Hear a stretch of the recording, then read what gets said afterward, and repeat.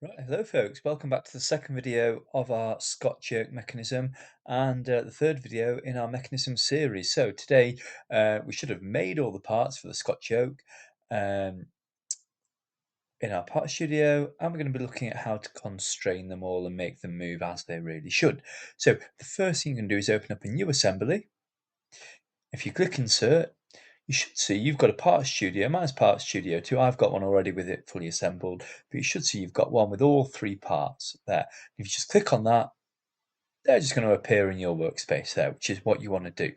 And then click the tick. The first thing you're going to do is you're going to go over to the frame or the chassis or whatever it is that you want to call the thing that everything's based upon. And you're going to right click on it and click fix. This means that we can't move it. Everything's going to be mounted on that and it's going to be stuck in place. Okay, the first thing we're going to do is we're going to put two mates between this the wheel and our pivot here. So the first thing I'm going to do is put a cylindrical mate on there. I'm going to put it between the outside curved convex area of this nodule that we made in the first video and the inside convex hole in the wheel. And what that should do is that should just snap those together in line. But as you can see, it's not fully, it's not aligned it properly. So all we need to do is go ahead with a planar mate, click the back of our wheel, and click the front of that shaft, that scaffolding. Click the tick, and you should see that that's now nicely aligned. And if I turn the wheel, it's going to turn nicely as it should. Okay. Next, we've got our slider that we just need to align in this slot here. Now we can do that in a variety of different ways. We can put two planar mates, so we can planar mate the top or the bottom to this face and then the side to one of the side faces, or we can put a slider mate in. I'm going to put the planar mates in just because the motion got a bit janky when I tried it with a slider mate. That might just have been the model that I've got. You can let me know if you're experiencing the same thing. If you've got exactly the same, it might just be my internet, but either way, I found it worked better with the planar mate. So what I'm going to do is I'm just going to grab one of the sides, and I'm then going to click the side of the inside of this slot that I want it to sit against, that I want it to rest against. Click the tick. Oh, oh dear. There we go. Right, now if I pull it out, you'll see that they're connected now. This is the right width or the right depth, the right distance into that bracket. However, you'll see it moves up and down, so all I need to do is put a plane mate between this surface here, and again the surface that's going to sit on it, so it's just going to be the base here,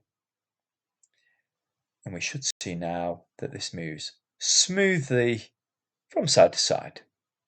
And it's constrained in all but one um, axis of motion.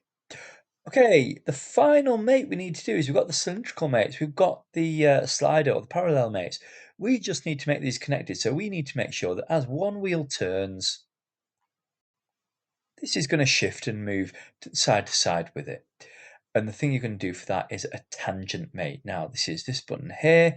You can also search it in the toolbar. It's called the tangent mate. What this is going to do is align one surface to another surface. So the way it's going to work is you're going to click, first of all, on the convex surface of this pin, the outer surface, and you're going to click on the inside concave surface of the round at the bottom of your slot.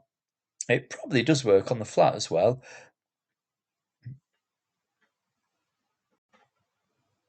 And you will see that they align, however, they're just offset the wrong way. It's aligned them on the outside instead of the inside, and there's a dead easy way to fix that.